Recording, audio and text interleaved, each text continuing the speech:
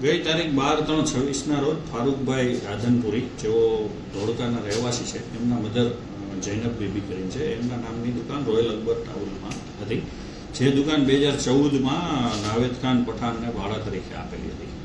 આ ભાડા તરીકે આપેલી દુકાન એમને 2016માં એનો ભાડા કરાર પૂરો થતાં ખાલી કરવાનું કહેતા નાવેદ ખાને આ દુકાન ખાલી નહોતી કરેલી.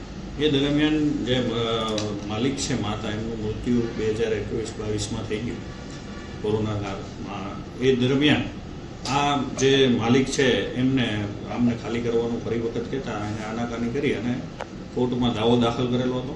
અને આ કોર્ટમાં એમને એક બાનાખત રજૂ કરેલું હતું, જેમાં બાનાખતમાં એમને એવું કહેવામાં આવ્યું હતું કે આ જે બાનાખત છે એમાં એના મધરે એ દુકાન એમને વેચાણ કરેલ છે.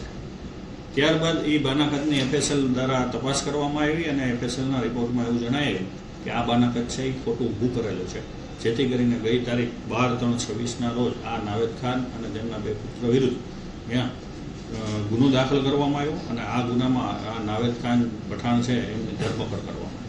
સાહેબ, આ દસ્તાવેજમાં ખોટી સહીઓ અને એ બધું કોણે કર્યું હતું કે પ્રાથમિક તપાસમાં ખબર પડી? પ્રાથમિક તપાસ હજી હાલ ચાલુ છે અને આગળની તપાસ અમારા ડિસ્ટર્બ PSI છે દેસાઈ સાહેબ એના તરફ કરેલ છે, જેથી કરીને કોણ સાક્ષીઓ હતા અને ક્યાં નોટરાઇઝ થયું છે એની આગળની તપાસ તજવીજ ચાલુ છે. સાહેબ, શેની દુકાન કરી હતી આ લોકોએ ભાડે લઈને?